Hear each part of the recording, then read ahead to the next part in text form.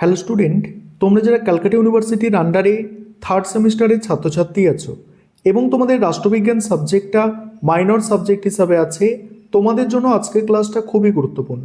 আজকের ক্লাসে তোমাদের একটি মোস্ট ইম্পর্টেন্ট বড় প্রশ্নের উত্তর নিয়ে আলোচনা করব, যে প্রশ্নটা তোমাদের পরীক্ষায় 10 নম্বর বা 20 নম্বরে আসতে পারে। প্রশ্নটা কি আছে দেখে নাও। প্রশ্নটা আছে T.H. মার্শালের নাগরিকত্বের ধারণা ব্যাখ্যা করো।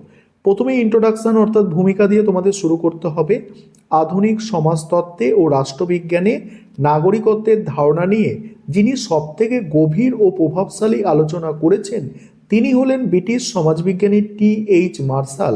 1950 সালে প্রকাশিত তার বিখ্যাত প্রবন্ধ সিটিজেনশিপ অ্যান্ড সোশ্যাল ক্লাসেস এ তিনি নাগরিকত্বের এক বিবর্তনবাদী ও সমাজতাত্ত্বিক ব্যাখ্যা প্রদান করেন।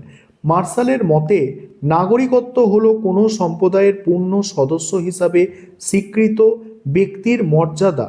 তিনি দেখিয়েছেন কিভাবে পুঁজিবাদী সমাজে শ্রেণী বৈষম্য এবং নাগরিকত্বের সাম্য একে অপরের পরিপূরক হিসাবে কাজ করতে পারে।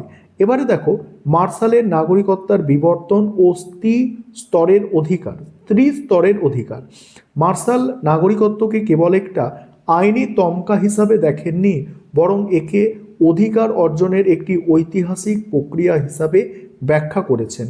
তিনি ব্রিটেনের ইতিহাসের প্রেক্ষাপটে নাগরিকত্বের বিকাশকে 3টি প্রধান ভাগে বিভক্ত করেছেন: দিওয়ানি বা পৌর অধিকার, রাজনৈতিক অধিকার এবং সামাজিক অধিকার।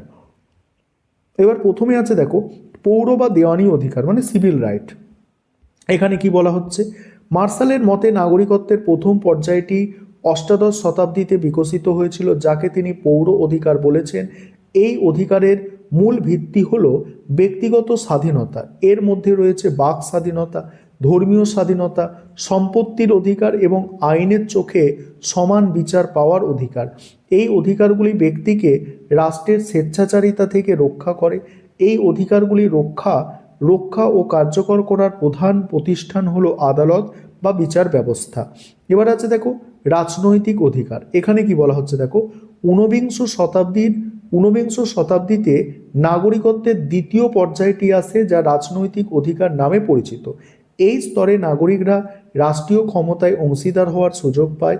এর প্রধান দিক হলো ভোটাধিকার বা নির্বাচনে অংশগ্রহণ এবং সরকারি পদে নির্বাচিত হওয়ার অধিকার। মার্শালের মতে রাজনৈতিক অধিকারের ফলে সাধারণ মানুষ আইনসভা বা পার্লামেন্টের মাধ্যমে নিজের দাবি দাওয়া পেশ করার সুযোগ পায়। এর প্রধান প্রতিষ্ঠান হলো পার্লামেন্ট ও স্থানীয় স্বায়ত্তশাসন ব্যবস্থা। এবারে 3 নম্বর হচ্ছে সোশ্যাল রাইটস মানে সামাজিক অধিকার। এই পয়েন্টটা নিয়ে আলোচনা করব। তার আগে যে বিষয়টা তোমাদের বলার আছে, তোমাদের জন্য অনলাইন কোচিং ক্লাস চলছে। তোমরা যদি কেউ পেড ব্যাচে অ্যাডমিশন নিতে ইচ্ছুক থাকো বা আমাদের থেকে স্টাডি মেটেরিয়াল পারচেস করতে চাও, তাহলে নিচে দেওয়া নম্বরে যোগাযোগ করতে পারো। এবার সামাজিক অধিকার দেখো, মার্শালের তথ্যের সবথেকে গুরুত্বপূর্ণ বৈপ্লবিক দিক হলো বিংশ শতাব্দীতে বিকশিত সামাজিক অধিকার।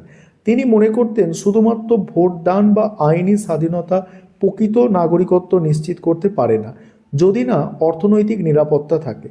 সামাজিক অধিকারের অর্থ হলো অর্থনৈতিক কল্যাণ, নিরাপত্তা, শিক্ষার অধিকার, সভ্য জীবনযাপনের নিশ্চয়তা। এই অধিকারকে জনকল্যাণকামী রাষ্ট্র এর ভিত্তি হিসাবে চিহ্নিত করেছেন। এর প্রধান প্রতিষ্ঠান হলো স্কুল, হাসপাতাল এবং সমাজসেবামূলক প্রতিষ্ঠান। মার্শাল যুক্তি দেন যে সামাজিক অধিকারই পুঁজিবাদী সমাজের শ্রেণী বৈষম্যকে সহনীয় করে তোলে এবং সমাজের পিছিয়ে পড়া মানুষকে মূল স্রোতে ফিরিয়ে আনে। তারপরে দেখো সমালোচনায় প্রথমত কি বলা হচ্ছে দেখো, মার্শালের তত্ত্বটি অত্যন্ত ইংল্যান্ড কেন্দ্রিক। তিনি ব্রিটেনের ইতিহাসের ওপর ভিত্তি করে যে রৈখিক বিবর্তন এর কথা বলেছেন, বিশ্বের অনেক উন্নয়নশীল বা যুদ্ধ বিধ্বস্ত দেশে সেই পর্যায়ে দেখা যায় না। দ্বিতীয় হচ্ছে, নারীবাদী তাত্ত্বিকরা মার্শালের তীব্র সমালোচনা করেছেন। তাদের মতে মার্শালের নাগরিকত্ব বলতে মূলত পুরুষ কর্মীদের বুঝিয়েছেন। তিনি পরিবার ও ব্যক্তিগত পরিসরে নারীদের যে বঞ্চনার শিকার হতে হয়, তাদের নাগরিক অধিকার অর্জনের পথে যে পুরুষদের থেকে আলাদা তা উপেক্ষা করেছেন। তৃতীয়ত, নব্য ডানপন্থী তাত্ত্বিকরা মনে করেন মার্শালের সামাজিক অধিকারের ধারণা মানুষকে রাষ্ট্রের ওপর অত্যাধিক নির্ভরশীল করে তোলে, যা ব্যক্তিগত উদ্যোগ নষ্ট করে এবং বাজার অর্থনীতিকে দুর্বল করে। এবার উপসংহার, পরিশেষে বলা যায় টি.এইচ. মার্শালের নাগরিকত্বের ধারণা আধুনিক জনকল্যাণকামী রাষ্ট্রের দার্শনিক ভিত্তি স্থাপন করেছিল।